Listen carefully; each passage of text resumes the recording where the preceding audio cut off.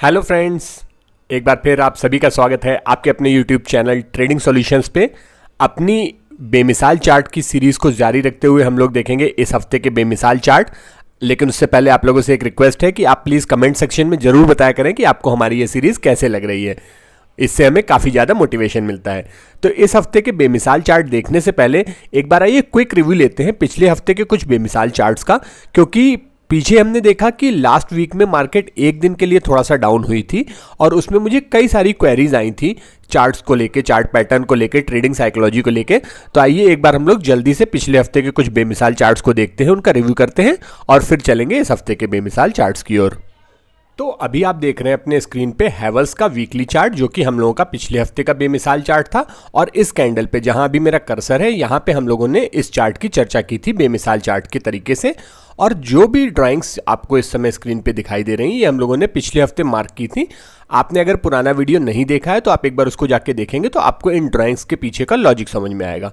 तो आइए अब एक बार इस चार्ट को डेली चार्ट के अंदर कन्वर्ट करते हैं और ये समझने की कोशिश करते हैं कि क्या ऐसा हो गया कि इतनी सारी क्वेरीज जो हैं मेरे पास आई। तो देखिए, इस कैंडल पे जो हम लोगों ने इस स्टॉक की चर्चा की थी, तो हम लोगों ने लास्ट वीक ही डिस्कस किया था कि अगर किसी करेक्शन में इस स्टॉक का प्राइस नीचे की ओर आता है तो ये 1400 का लेवल इसका बेस्ट बाय का लेवल हो सकता है और यहां से स्टॉक फिर से एक ऊपर साइड का मूव दिखा सकता है। और देखिए, बिल्कुल वैसा ही हुआ। मंडे से ये स्टॉक गिरना शुरू हुआ और कंटिन्यूअसली इस लेवल के पास आया, उसके बाद नीचे तक भी गया, 1375 तक का इसने लो लगाया और वहां से एक हम लोगों को पुल बैक इसमें देखने को मिला और स्टॉक ने फ्राइडे को एक बहुत अच्छी क्लोजिंग अपनी इस बेस्ट बाय प्राइस के ऊपर दी है। तो देखिए, ना तो हमारा ये शॉर्ट टर्म का एसएल हिट हुआ 1350 का और ना ही हमारा जो लॉन्ग टर्म टारगेट का एसएल था 1300 रुपए का, वो हिट हुआ। बेसिकली क्या हुआ, स्टॉक का प्राइस थोड़ा सा कूल डाउन हुआ, जैसा कि हम लोगों ने उम्मीद की थी, अपने बेस्ट बाय के आसपास आया और वहां से ऊपर जाने के लिए स्टार्ट कर दिया। अब देखिए, मार्केट इसी तरीके से चलती है, स्टॉक इसी तरीके से चलते हैं। वो कंटिन्यूअस एक डायरेक्शन के अंदर नहीं जाएंगे, उनमें करेक्शन होते रहेंगे, रिट्रेसमेंट होंगे, उसके बाद फिर से स्टॉक ऊपर की ओर जाना शुरू करेगा। और यहीं पे हम लोग रिटेलर्स जो है वो पैनिक कर जाते हैं। अगर हमारी पोजीशन होती है तो हम उसको या तो बेच के निकल जाते हैं या हम नीचे के लेवल पे बेस्ट बाय प्राइस के आसपास, वैल्यू प्राइस के आसपास हम उस स्टॉक के अंदर या उस इंडेक्स के अंदर पोजीशन नहीं बना पाते हैं। अभी भी मेरे इस स्टॉक के अंदर के टारगेट और एसएल इंटैक्ट है। ना तो अभी तक इस स्टॉक के अंदर टारगेट आया है और ना ही एसएल आया है। दोनों में से कोई भी एक चीज आएगी तो हम निकल जाएंगे। और देखिए, एज ए टेक्निकल एनालिस्ट हम लोग केवल चार्ट देखते हैं, हम लोग भविष्य नहीं देखते हैं। तो इस चीज़ को आपको भी समझना होगा कि अगर आप किसी चार्ट के ऊपर कोई पोजीशन ले रहे हैं तो या तो उसके अंदर टारगेट आएगा या उसके अंदर एसएल आएगा। बेवजह आपके पैनिक करने से केवल आपका बीपी बढ़ेगा, आपकी परेशानी बढ़ेगी और कुछ नहीं होगा। इसी तरीके से एक और चार्ट हम लोगों ने चर्चा की थी अपने पहले एपिसोड के अंदर, जिसका नाम था गुजरात इंड पावर कॉर्पोरेशन लिमिटेड। आइए देखिए इस स्टॉक के चार्ट को देखते हैं।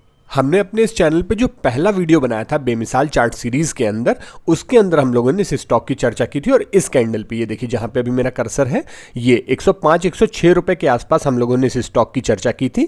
अगेन, यहाँ की ड्राइंग्स हम लोगों ने पहले ड्रॉ की है। आप एक बार पुराने वीडियो को जाके देखिएगा, मैं उसका लिंक दे दूंगा डिस्क्रिप्शन में, तो आपको समझ में आएगा कि क्या इसकी ड्राइंग्स के पीछे का लॉजिक है। तो तब हम लोगों ने जब इस लेवल पे इस स्टॉक की चर्चा की थी तो हमारे जो टारगेट्स थे इस स्टॉक के लिए वो 125 और 145 रुपए थे। तो आपने देखा पिछले हफ्ते मार्केट्स इतनी डाउन और वोलेटाइल होने के बावजूद किस तरीके से इस स्टॉक ने अपने 140 रुपए के टारगेट्स को हिट किया है।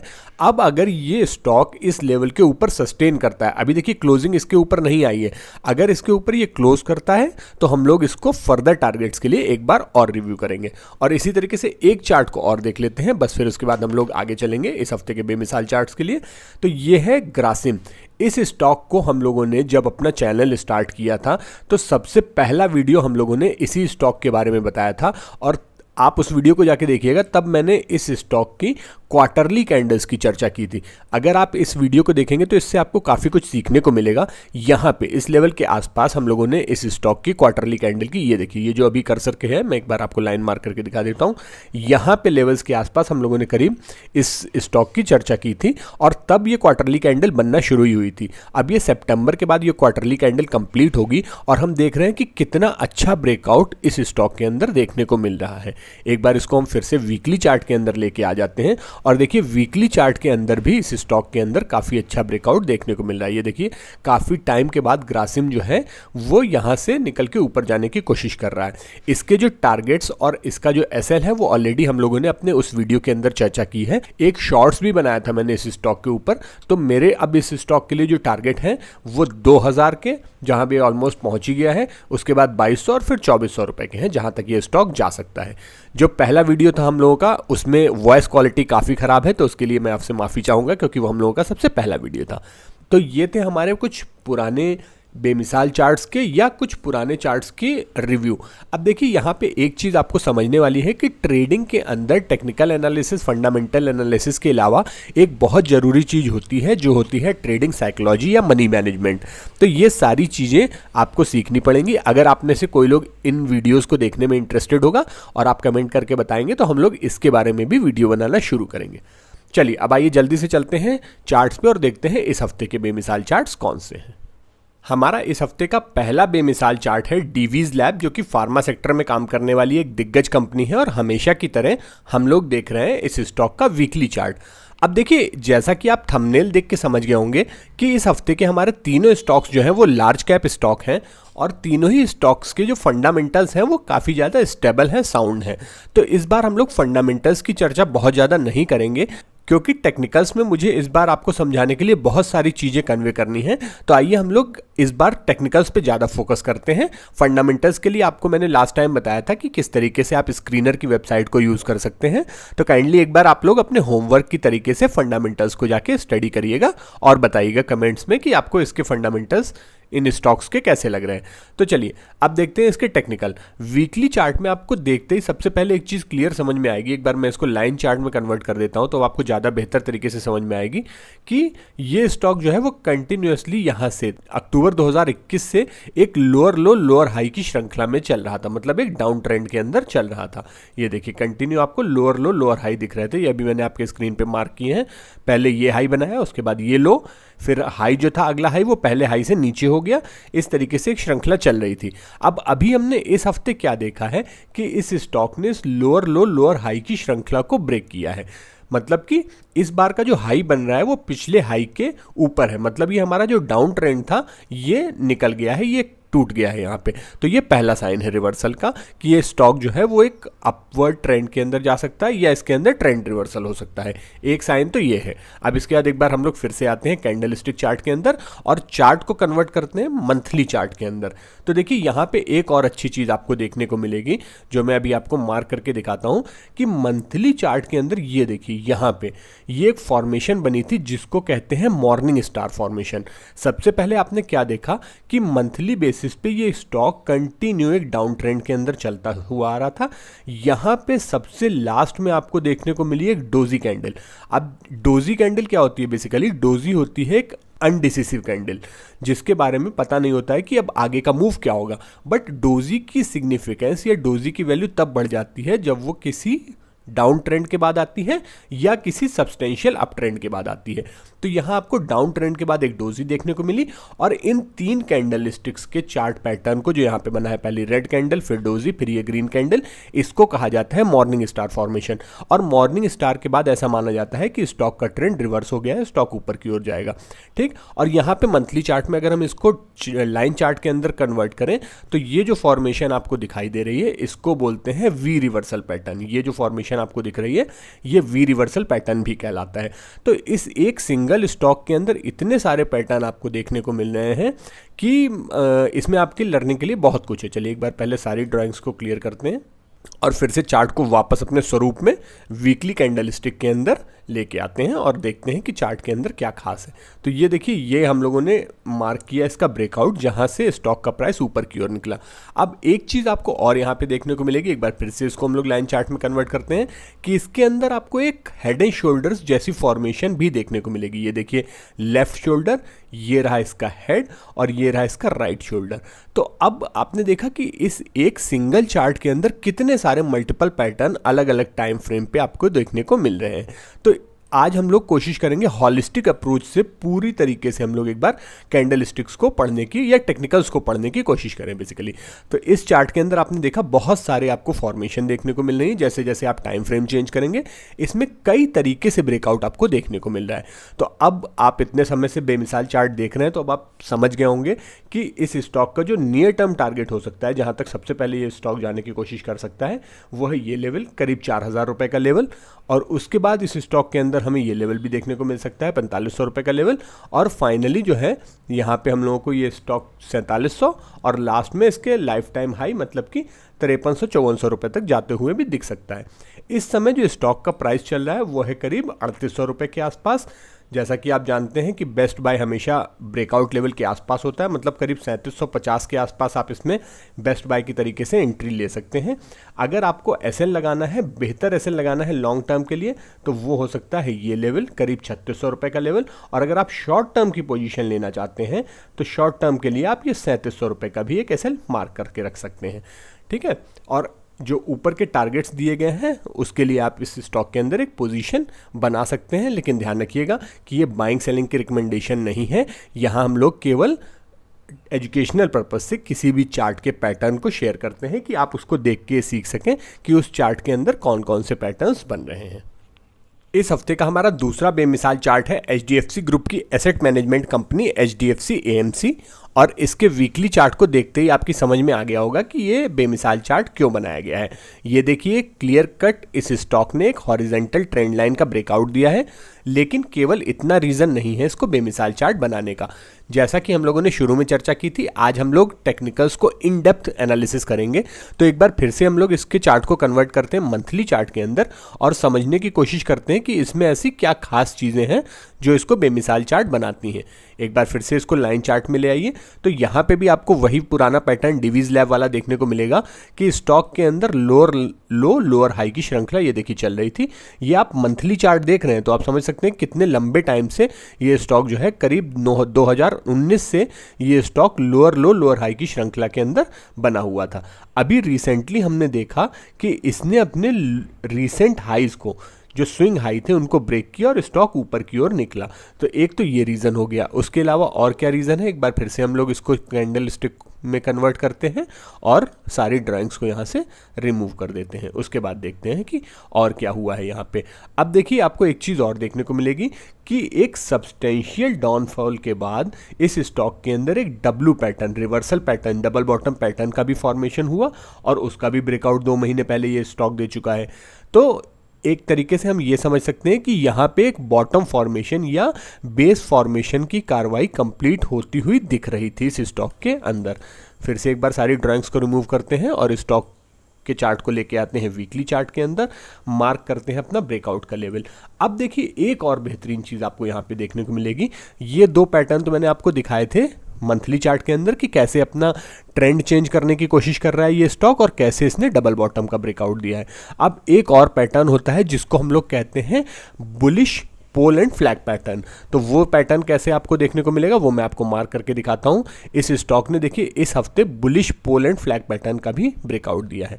एक बार मैं आपको मार्क करके दिखाता हूँ। ये देखिए यहाँ से इस स्टॉक का पोल स्टार्ट हुआ, मतलब एक सब्सटेंशियल मेजर अपसाइड स्टार्ट हुआ इस स्टॉक के अंदर और उसके बाद एक कंसोलिडेशन का फेज स्टार्ट हुआ जिसको हम लोग फ्लैग कहते हैं। तो ये जो फॉर्मेशन अब मैंने आपके चार्ट के ऊपर मार्क की है ये कहलाती है बुलिश पोल एंड फ्लैग। इसमें एक सबसे पहले एक मेजर अपसाइड देखने को मिलता है स्टॉक के अंदर और उसके बाद एक कंसोलिडेशन का फेज देखने को मिलता है जिसको कि हम लोग फ्लैग बोलते हैं।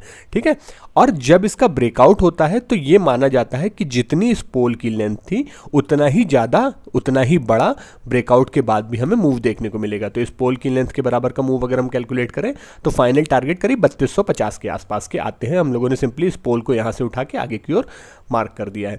अब देखिए इसके अंदर आपको मल्टीपल ब्रेकआउट देखने को मिल रहे हैं। एक तो बुलिश पोल एंड फ्लैग का ब्रेकआउट मैंने आपको दिखाया, एक हॉरिजॉन्टल लाइन का भी ब्रेकआउट देखने को बताया आपको। अब देखेंगे जब आप इस पोल की लेंथ के ब्रेकआउट को इसके लाइफ टाइम हाइज से कैलकुलेट करेंगे तो आप पाएंगे कि लगभग इसका जो सपोर्ट रेजिस्टेंस के मेथड के आधार पे जो टारगेट आ रहा है वो भी करीब 3270-80 के आसपास आ रहा है और पोल एंड फ्लैग की लेंथ के हिसाब से जब हम इसका ब्रेकआउट का टारगेट कैलकुलेट करते हैं तो वो भी करीब 3260 के आसपास का आ रहा है। ठीक है, तो अब यहाँ पे ये तो हो गए इसके लॉन्ग टर्म के टारगेट। रिसेंट में सबसे पहले ये स्टॉक कहाँ तक जाने की कोशिश कर सकता है, अभी स्टॉक का प्राइस चल रहा है करीब 2725-26 के आसपास। तो सबसे पहले आपको जो है वो स्टॉक जो जाने की कोशिश करेगा वो इस लेवल तक जाने की कोशिश करेगा, मतलब कि 3000 के लेवल तक यहाँ तक पहुँचने की कोशिश करेगा। उसके बाद अगला टारगेट हम लोगों ने देखा ही है कि जो हमारा ये 3250-60 का लेवल हो सकता है, और फाइनली ये स्टॉक जो है ऊपर 3700 रुपये तक के जो इसका लाइफ टाइम हाई है वहाँ तक भी जाने की कोशिश कर सकता है। ठीक है, एक बार इस पोल को हम लोग यहाँ वापस प्लेस कर देते हैं जहाँ पे हम लोगों का पोल होना चाहिए, और इसको कॉपी करके ऊपर प्लेस कर देते हैं, जिससे आगे कभी फ्यूचर में अगर हम इस चार्ट को देखेंगे तो हमें ये आसानी रहेगी देखने में कि ये हम लोगों ने ड्राइंग्स पहले ही मार्क कर रखी हैं। तो ये पोल की लेंथ को हम लोग यहाँ पे मार्क कर देते हैं। ओके, अब इस कंडीशन में हमें अगर इस स्टॉक के अंदर एंट्री लेनी है तो हमारा जो बेस्ट बाइंग का लेवल हो सकता है वो फिर से 2600 रुपये के आसपास हो सकता है, अगर कभी ये स्टॉक कूल डाउन करता हुआ नीचे की तरफ आता है तो। और उस कंडीशन में हमारा जो एसएल होना चाहिए वो सबसे अच्छा एसएल जो है वो हमारे लिए 2400 रुपये का एसएल हो सकता है, जो कि हमारे लिए सेफ और एक सब्सटेंशियल गुड अच्छा एसएल माना जाएगा। और टारगेट्स हम लोगों ने ऑलरेडी डिस्कस किए हुए हैं। अब आइए देखते हैं इस हफ्ते का तीसरा और आखिरी बेमिसाल चार्ट कौन सा है। इस हफ्ते का हमारा तीसरा और आखिरी बेमिसाल चार्ट है बालकृष्णा इंडस्ट्रीज। अब आप में से जो लोग इस कंपनी के काम के विषय में ना जानते हो उन्हें मैं ब्रीफ में बता देता हूं कि जितने भी इंडस्ट्रियल टायर्स होते हैं या बड़े टायर्स होते हैं उनको बनाने का काम बालकृष्णा इंडस्ट्रीज करती है। जैसे कि ट्रैक्टर के टायर या जो हम लोगों की क्रेन के अंदर टायर्स लगते हैं, माइनिंग के अंदर जो टायर्स यूज होते हैं, मतलब कि पैसेंजर व्हीकल को छोड़ के, छोटे व्हीकल्स को छोड़ के इस कंपनी का जो मेजर काम है वो है इंडस्ट्रियल टायर्स की मैन्युफैक्चरिंग का, और ये भी एक लार्ज कैप कंपनी है। और आप देख रहे हैं इस स्टॉक का वीकली चार्ट। तो चलिए आइए एक बार इसके टेक्निकल्स में जाते हैं। तो आपको टेक्निकल्स चार्ट के अंदर सबसे पहले एक क्लियर ब्रेकआउट तो यहाँ पे दिखाई दे रहा होगा, लेकिन केवल ये वजह नहीं है कि हम लोगों ने इसको बेमिसाल चार्ट बनाया है। आज जैसे कि हम लोग हर चार्ट की इन डेप्थ एनालिसिस कर रहे हैं, तो इसको भी हम लोग हॉलिस्टिक अप्रोच से पूरी इन डेप्थ एनालिसिस करेंगे। तो सबसे पहले इसको हम एक बार मंथली चार्ट के अंदर कन्वर्ट करते हैं, और पहले तो इस ड्राइंग को हटा देते हैं यहां से। और देखिए, जब मंथली चार्ट के अंदर हम लोग जाते हैं इस स्टॉक के अंदर, तो आप देखेंगे कंटिन्यूअसली इस स्टॉक का एक अप ट्रेंड बना हुआ है। एक बहुत ही सुंदर चार्ट पैटर्न का ब्रेकआउट इस स्टॉक ने दिया था, जिसको कहते हैं सिमेट्रिकल ट्रायंगल। और मैं आपके स्क्रीन पे सिमेट्रिकल ट्रायंगल मार्क करके दिखा देता हूं। ये देखिए, आज से करीब 2-3 महीने पहले इस स्टॉक ने इस सिमेट्रिकल ट्रायंगल का ब्रेकआउट दिया था। अगर आपको कैंडल स्टिक्स के अंदर नहीं सही से दिखाई दे रहा है तो देखिए मैंने इसको कन्वर्ट कर दिया अब लाइन चार्ट के अंदर। अब आपको क्लियरली दिखाई दे रहा होगा। सिमेट्रिकल ट्रायंगल के अंदर बेसिकली क्या होता है, ऊपर के हाइज नीचे की ओर शिफ्ट होते हैं और नीचे से लोज ऊपर की ओर शिफ्ट होते हैं, मतलब कि एक तरीके से एक नैरो पाथ बनाता है स्टॉक का प्राइस। तो देखिए, स्टॉक का प्राइस मंथली चार्ट पे सितंबर 21 से पहले यहाँ तक आ रहा था, नीचे ऊपर मूव कर रहा था और इसी ट्रायंगल के अंदर मूव कर रहा था, और उसके बाद इसने अपसाइड ब्रेकआउट दिया। एक बार फिर से इसको हम लोग कैंडलस्टिक चार्ट के अंदर लाते हैं। तो सिमेट्रिकल ट्रायंगल के ब्रेकआउट के बाद स्टॉक का प्राइस लगातार ऊपर गया 2 महीने। फिर उसके बाद आपको यहाँ पे, ये देखिए जहाँ पे अभी मैं मार्क करके दिखा रहा हूँ आपको, एक बना पैटर्न इस 2 महीने में, जिसको कहा जाता है बेरिश इनगल्फिंग पैटर्न। पिछले महीने के कैंडल में हमने देखा कि इसने एक बेरिश इनगल्फिंग पैटर्न बनाया, लेकिन इस महीने की कैंडल जो अभी तक बनी हुई है उसने इस बेरिश इनगल्फिंग के प्रभाव को ऑलमोस्ट खत्म कर दिया है। ठीक है, अभी तक हालांकि मंथ क्लोज नहीं हुआ है, अभी मंथ क्लोज होने में टाइम है, लेकिन अभी तक का जो पैटर्न बन रहा है वो काफ़ी अच्छा लग रहा है। तो ऐसा मुझे लग रहा है कि ये जो बियरिश इनगल्फिंग था इसके प्रभाव को ये ख़त्म कर देगा। तो ये तो हम लोगों को मंथली चार्ट के अंदर देखने में समझ में आया। अब सिमेट्रिकल ट्रायंगल से ब्रेकआउट निकालने का जो तरीका होता है वो भी अभी हम लोग आपको दिखाएंगे। वो होता है कि आप इस ट्रायंगल की जितनी भी बेस है या लेंथ है इसको कैलकुलेट कर लीजिए और ब्रेकआउट के बाद ऐड कर दीजिए। तो ये देखिए, हम लोगों ने जब इसको ब्रेकआउट के बाद ऐड किया तो इसका जो टारगेट निकल के आ रहा है वो आ रहा है करीब करीब 2800 रुपये के आसपास। ठीक है, ये टारगेट मैंने अभी आपको क्यों मार्क करके दिखाया उसका रीज़न अभी आपको समझ में आएगा। इसको हम लोग एक बार वीकली चार्ट के अंदर कन्वर्ट करते हैं। ठीक है, अब एक बार ये बियरिश इनगल्फिंग वाली ड्राइंग को हम लोग यहाँ से रिमूव कर देते हैं। अब देखिए, वीकली चार्ट के अंदर इस हफ्ते इस स्टॉक ने एक हॉरिजॉन्टल लाइन का ब्रेकआउट दिया है, ये आपको यहाँ पे क्लियरली विजिबल है। अब अगर आप यहाँ से टारगेट निकालना चाहेंगे तो आपको सबसे पहला जो टारगेट समझ में आएगा वो इसके लाइफ टाइम हाइज के आसपास आएगा, जो कि करीब 2700 रुपये के आसपास है। लेकिन उसके आगे के टारगेट निकालने के लिए आपके पास हाल फिलहाल में कोई तरीका नहीं है। तो ऐसी कंडीशन में हम लोग फिबोनाची रिट्रेसमेंट का यूज़ करते हैं। तो हम लोग इस चार्ट के ऊपर फिबोनाची रिट्रेसमेंट को प्लॉट करेंगे। देखिए यहाँ पे हम लोगों ने फिबोनाची रिट्रेसमेंट को यहाँ पे प्लॉट कर दिया, ठीक है। तो अब आप देखिए, जब हम लोगों ने फिबोनाची रिट्रेसमेंट को यहाँ पे प्लॉट किया तो आपको एक बहुत अच्छी चीज़ देखने में समझ में आ रही होगी कि हमारा जो ब्रेकआउट का लेवल था इस स्टॉक, सबसे पहली बात तो ये कि इस स्टॉक के प्राइस ने इस बार 0.78 के फिबोनाची रिट्रेसमेंट को भी डिसिसिवली ब्रेक किया है। तो अब जो इसके लिए अगला टारगेट हो सकता है वो 100% फिबोनाची रिट्रेसमेंट, मतलब 2723 रुपये के आसपास का हो सकता है, जो आपके सामने यहाँ पे मार्क करके फिबोनाची के अंदर प्लॉट होकर दिख रहा है। और अगर हम लोग अपने सपोर्ट रेजिस्टेंस के बेस पे निकालें तो ये टारगेट भी करीब 2700 रुपये के आसपास का ही आ रहा है, मतलब सेम टारगेट आपको देखने को मिल रहा है यहाँ से।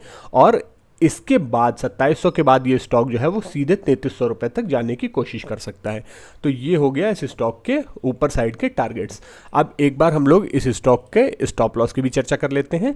अभी जो स्टॉक का प्राइस है वो चल रहा है करीब 2533-40 के आसपास चल रहा है। इस स्टॉक में एंट्री का बेस्ट प्राइस हो सकता है करीब 2500, और आपको क्लियरली यहाँ से देखने में समझ में आएगा कि ये 2325 रुपये का जो एक लेवल है ये इस स्टॉक के लिए एसएल की तरीके से एक्ट कर सकता है, अगर आपके टारगेट्स लॉन्ग टर्म के हैं, अगर आप लंबे समय तक के लिए इस स्टॉक को होल्ड करना चाहते हैं।